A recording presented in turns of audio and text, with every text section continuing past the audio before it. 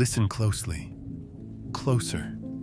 There's a story the old Venetian merchants used to whisper in their counting houses, between the clink of gold coins and the scratch of quill on parchment. They spoke of a man who owned the most beautiful courtesan in all of Venice. Hair like spun moonlight, eyes that promised eternity.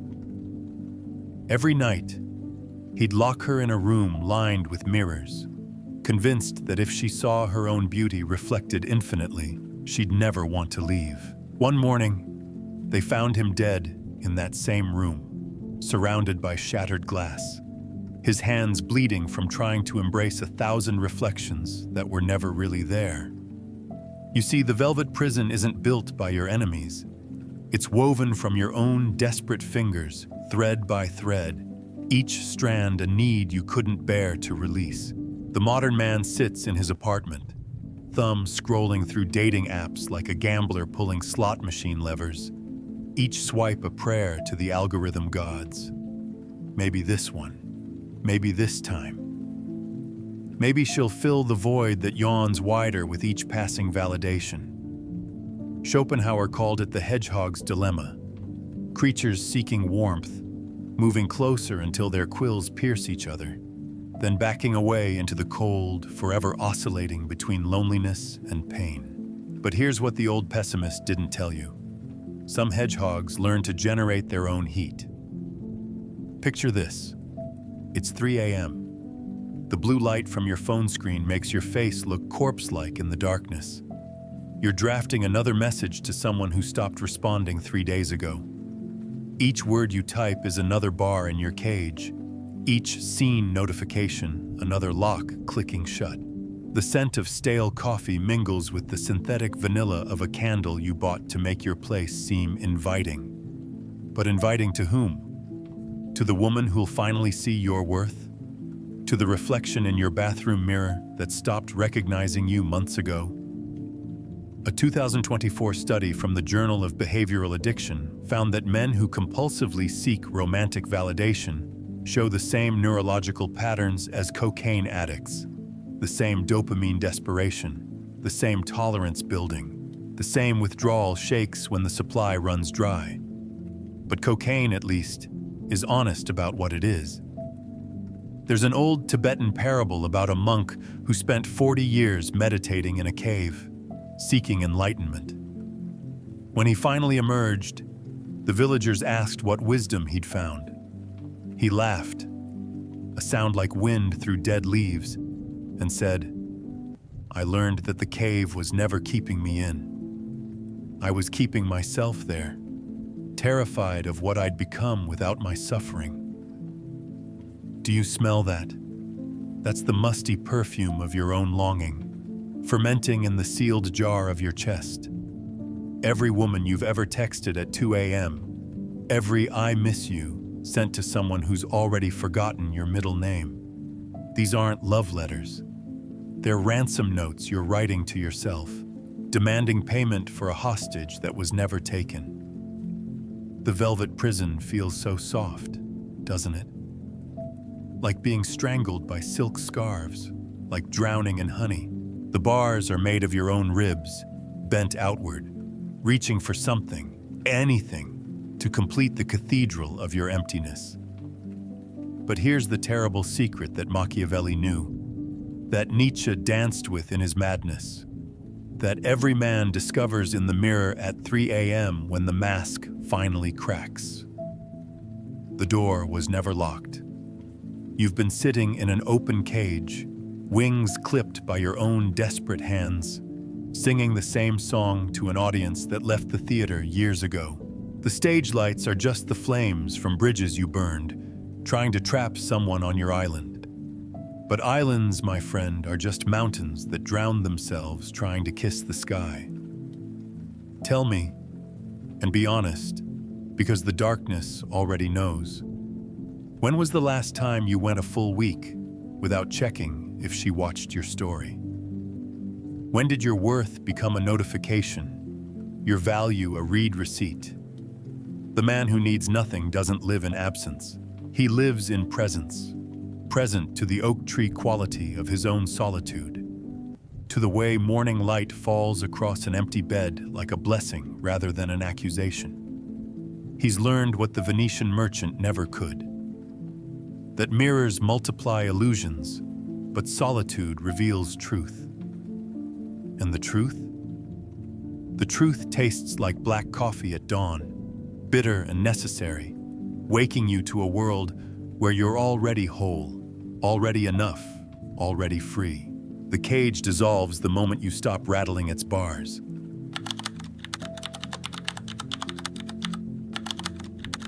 When starving becomes more familiar than satisfaction. Here's a joke for you. A man walks into a therapist's office and says, "Doctor, I'm addicted to rejection." The therapist says, "I can't help you." The man sighs with relief. "Thank God. I was worried you'd say yes." There's a species of desert flower that only blooms once every 100 years, and when it does, it releases a perfume so intoxicating that animals will abandon water sources just to die beside it. Their last breath full of that impossible sweetness. Nature, you see, has a sense of humor darker than mine. You've become that animal, haven't you? Except your flower is a woman who responds to your messages just often enough to keep you dying of thirst, one drop of attention at a time. You've developed a taste for your own starvation, learned to mistake hunger pangs for butterflies, trained yourself to interpret crumbs as feasts. In the summers of medieval Prague, there lived a clockmaker who fell in love with a duchess. Every day he'd stand beneath her window, holding increasingly elaborate timepieces he'd crafted, each one more intricate, more impossible than the last. She never looked down, not once. After 7 years, they found him dead in his workshop, surrounded by 10,000 clocks, all set to different times, all ticking out of sync. The Duchess, when told of his death, asked, "Who?" The modern version: you're crafting Instagram stories like prayer wheels, each one a desperate spell to summon her attention. Your phone has become a slot machine where the jackpot is a heart emoji from someone who wouldn't recognize your hopes if they were written in fire across the sky. You've turned yourself into a content creator for an audience of one who changed the channel 3 seasons ago. But here's where it gets interesting, where Kierkegaard would lean forward in his grave and whisper, "Finally, someone understands." You don't actually want her to love you back. Not really. Because if she did, if she suddenly turned and offered you everything you claimed to desire, you'd realize the terrible truth. You don't know how to digest real food anymore. You've been living on famine so long that abundance would poison you. A 2025 Harvard study on attachment patterns found something delicious. Men who persistently pursue unavailable partners show increased cortisol production when presented with available ones. Their bodies literally reject accessibility. They've rewired themselves to crave the knife more than the kiss. Picture a man training for a marathon by running away from finish lines. That's you. Every time you text someone who left you on read, every time you romanticize the one who got away while ignoring the one who stayed, you're not seeking love. You're seeking the familiar ache of its absence, because absence has become your oldest friend, the only constant in a world where even your shadow leaves when the lights go out. There's a humid evening in July where you'll sit on your balcony, the air thick enough to swim through, mosquitoes writing cursive in the amber light, and you'll realize you've been in love with your own longing. The woman was just a prop, a convenient shape to pour your emptiness into. You've been having a relationship with your own wound, tonguing it like a broken tooth, addicted to the specific frequency of its ache. The Sufis have a saying, "The beloved's face is a mirror where the lover sees his own yearning." But what happens when you fall in love with the yearning itself? When the hunger becomes more real than any food could ever be? You know that painting, Saturn devouring his sun? Goya painted it directly on his dining room wall. That image of the god eating his own offspring, eyes wild with a hunger that regenerates what it consumes. That's you with your desires, consuming them before they can mature into reality, keeping them perpetually infant, perpetually pure, perpetually impossible. The cigarette burns down between your fingers, forgotten. The whiskey in your glass has gone warm. Somewhere, a woman you've never met is living a complete life without knowing you exist. And this thought comforts you more than any love letter ever could. Because if she doesn't know you, she can't leave you. If she never arrives, she can never disappoint you by being human. Here's my question, and I want you to sit with it like a stone in your shoe. What would happen if you got everything you wanted? What would you chase then? Who would you be without your beautiful suffering? The man who needs nothing has made peace with his appetite. He's learned to eat when hungry, drink when thirsty, love when present, not when desperate. He's discovered that hunger isn't holy, that starvation isn't sacrifice, that dying of thirst while refusing water isn't romantic. It's just another form of suicide with better poetry. The feast was always available. You just preferred the famine because at least you knew its shape, its rules, its reliable cruelty. At least hunger never asked you to change, to grow, to become someone capable of digestion. But capability, real capability, begins the moment you stop glorifying your emptiness and start questioning why you're so terrified of being full.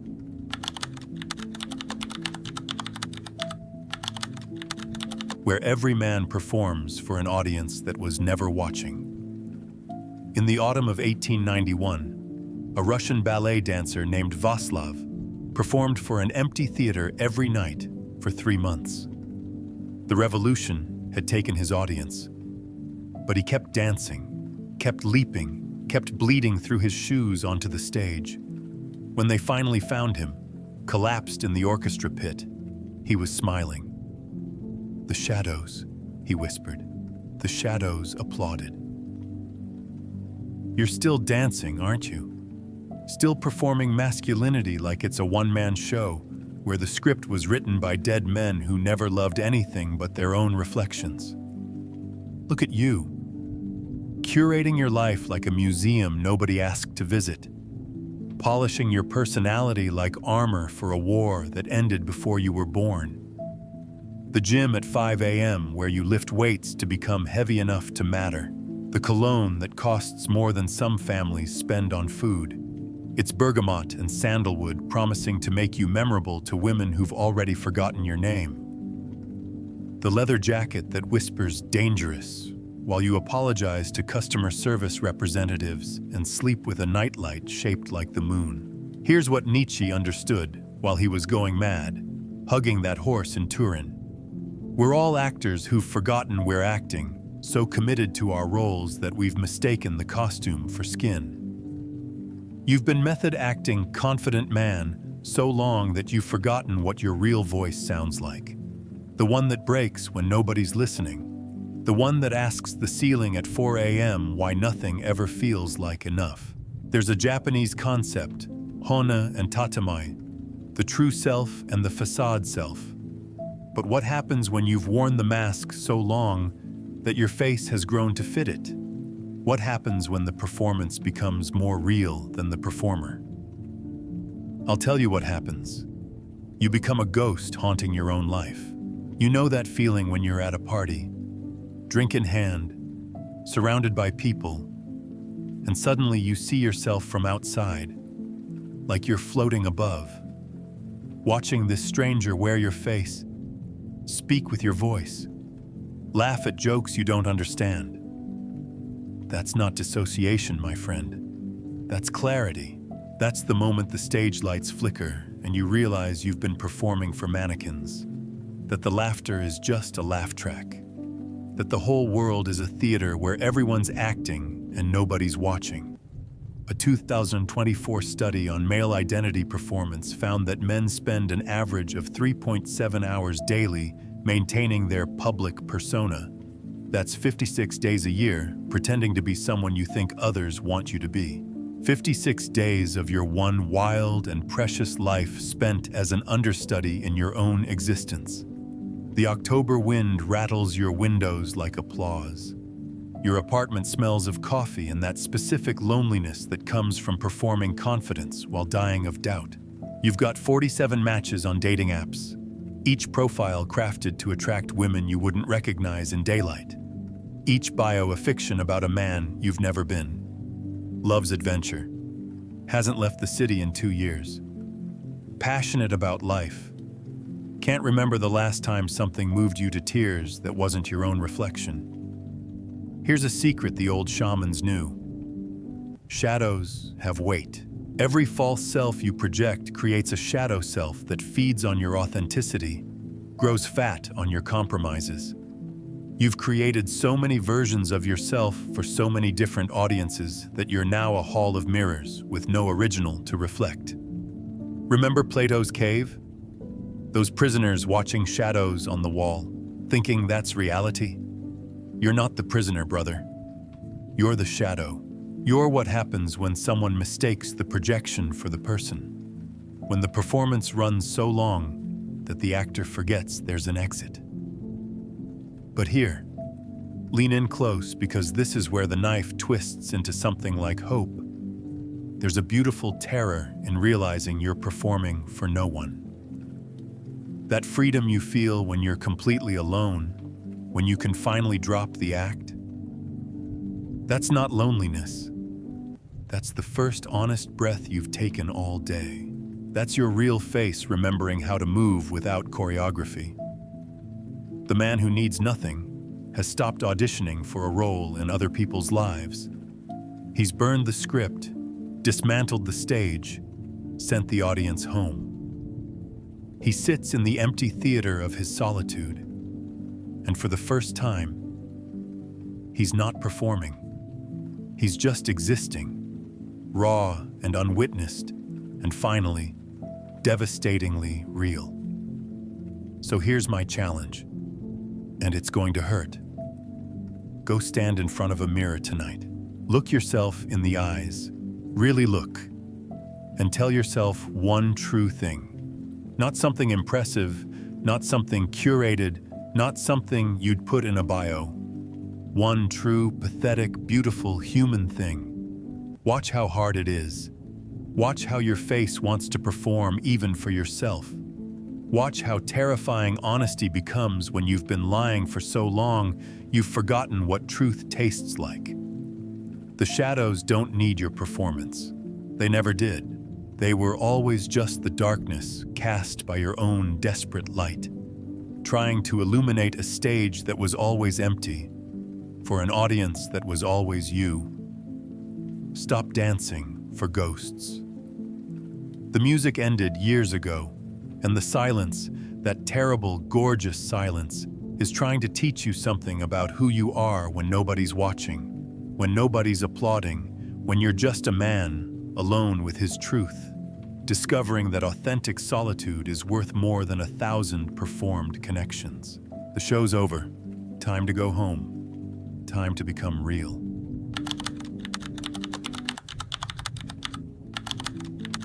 Where we water what's already gone, hoping death might bloom backwards. Listen to this sound. That's your heart, still sending blood to a limb that was amputated years ago. The doctors call it phantom pain. Poets call it love. There's a garden in Kyoto where monks have tended the same cherry tree for 800 years. It hasn't bloomed in 3 centuries, but still they water it. Still they prune its dead branches. Still, they sweep fallen petals that exist only in their memory. When asked why, the head monk said, "We're not tending the tree, we're tending our inability to let go." You've got your own garden, don't you? That museum of dead relationships you visit every night, carefully preserving conversations from 2019.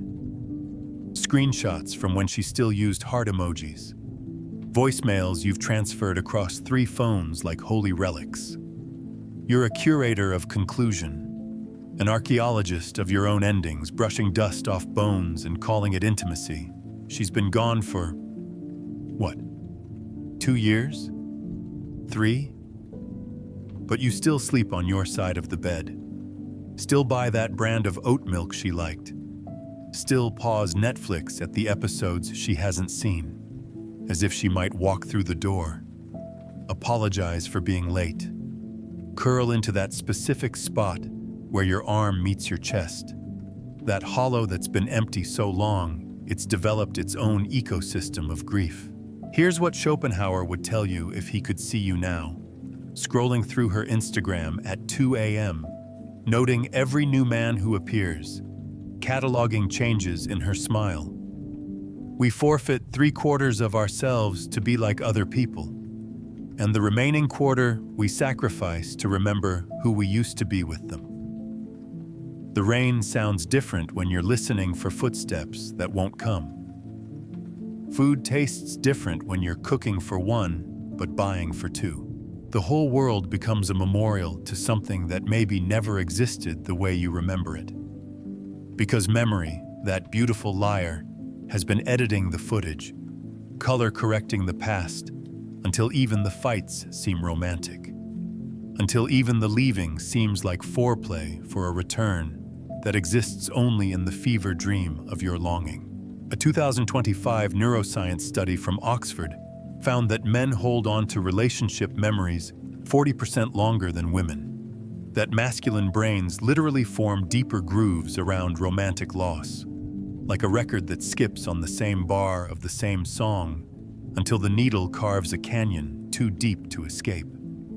You want to know something grotesque? Something that would make even Kafka laugh? You're not mourning her. You're mourning the version of yourself who believed in forevers, who thought love was a destination rather than a weather pattern. You're grieving the man who didn't know that everything ends, who hadn't yet learned that even the most beautiful things are just entropy in designer clothing. There's an old Romanian folktale about a man who loved a witch. When she left him, she cursed him to remember only their first kiss, over and over every time he closed his eyes. He spent 40 years reliving that same moment, that same taste of wild strawberries and lightning, until he couldn't tell if it was memory or madness. When he finally died, they found him smiling. The curse had become his comfort. The prison had become his home. You're living that curse voluntarily. Every time you drive past that restaurant, every time her song comes on, every time you smell lavender and lies, you're choosing to remain in that moment when she was still yours, or when you thought she was, or when you pretend ownership was the same as love. But here's the plot twist, the beautiful catastrophe that Machiavelli would appreciate. The Garden of Dead Roses isn't about her at all. It's about you being addicted to your own capacity for devotion. You're not watering dead flowers. You're watering your identity as someone who loves deeply, who stays loyal, who doesn't give up. You've confused persistence with virtue, confused suffering with depth. Let me ask you something, and don't you dare look away. If she came back tomorrow, really came back, not the idealized version you've been feeding with your grief, would you even want her? Or would you miss missing her? Would you feel empty without your emptiness? The man who needs nothing has burned his garden, not in anger, but in recognition. He's understood that tending graves isn't gardening, that visiting tombs isn't traveling, that loving ghosts isn't intimacy. It's just another way of being alone with better props. He's learned what those Kyoto monks haven't. Sometimes the most sacred act isn't tending the dead tree. It's having the courage to plant a new seed, to risk another spring, to believe that the earth isn't exhausted just because one thing failed to bloom. Your phone buzzes. It's not her. It's never her. And that's not a tragedy. that's a doorway. Every message that isn't from the past is an invitation to the present, where real women with real flaws and real beauty are living real lives, unburdened by your mythology, unaware they're competing with a ghost you've edited into divinity. The garden of dead roses smells sweet, because decay always does at first. But stay there long enough, and you'll realize you're composting yourself, becoming fertilizer for something that will never grow. No matter how much of yourself you pour into that barren soil, it's time to leave the garden, time to stop mistaking rot for roses, time to discover what blooms when you stop watering the dead.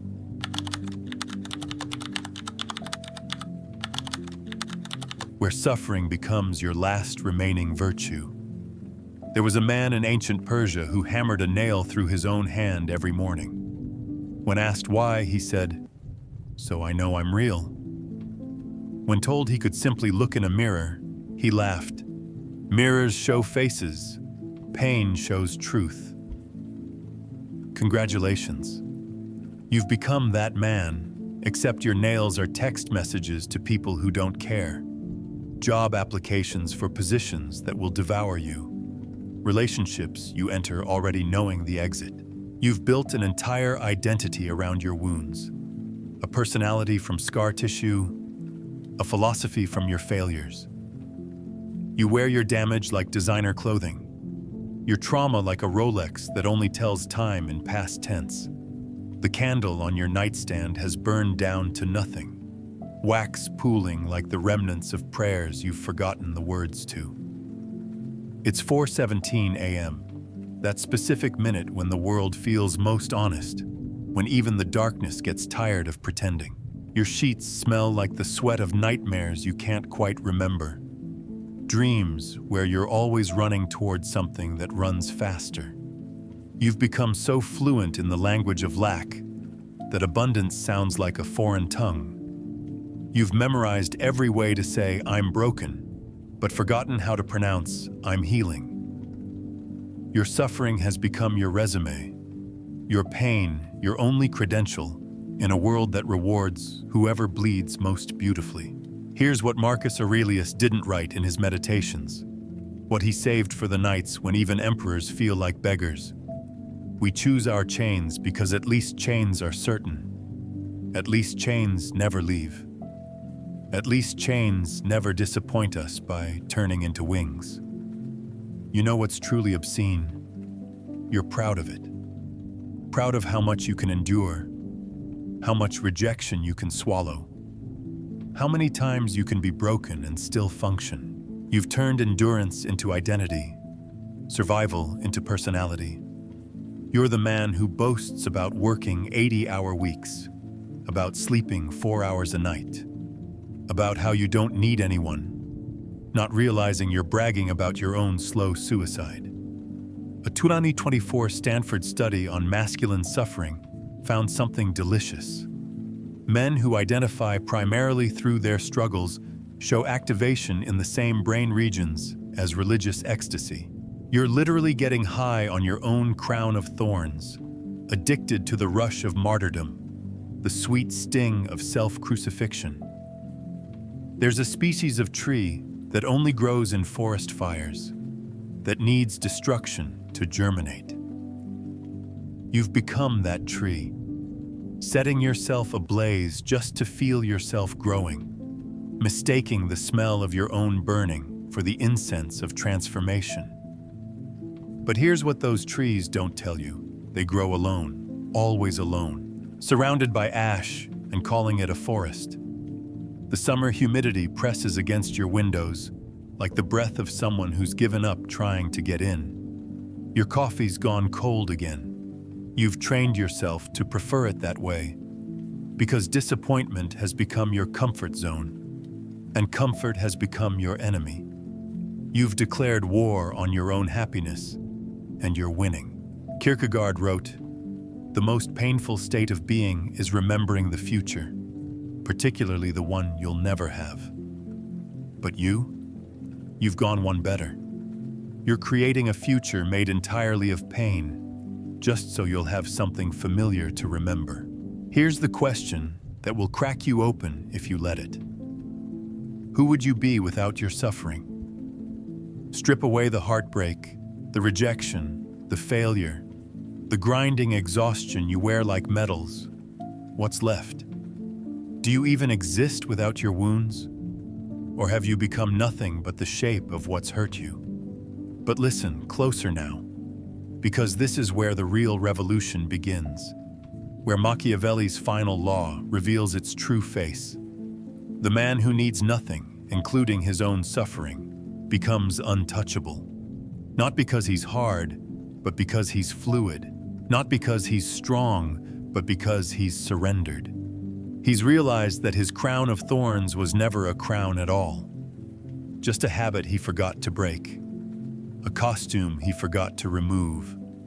A story he kept telling because silence felt too much like death. He's discovered something terrifying and liberating. You can simply put it down. The cross you've been dragging, the wounds you've been nursing, the identity you've built from grief. You can just stop. Not through effort, but through exhaustion. Not through strength, but through a kind of magnificent giving up that looks like giving in but feels like flying. The man who needs nothing doesn't conquer his demons. He stops feeding them. He doesn't overcome his past. He forgets to remember it. He doesn't heal his wounds. He notices they've become boring. And boredom, it turns out, is the most powerful medicine. Your suffering isn't noble. It isn't deep. It isn't even yours. It's just a hand-me-down from every man who came before. Every man who mistook endurance for virtue, who confused pain with purpose, who thought that the only way to matter was to be destroyed in increasingly elaborate ways. Tonight, when you can't sleep, when the ceiling becomes a screen for all your regrets, when your heart pounds out its familiar rhythm of lack, try something revolutionary. Forgive yourself for being happy.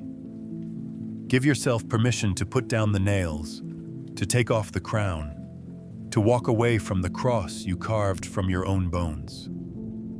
Discover who you are when you're not performing your pain, when you're not curating your damage, when you're not competing for who can withstand the most. The throne was always yours. You just had to stop kneeling to your own suffering long enough to sit in it.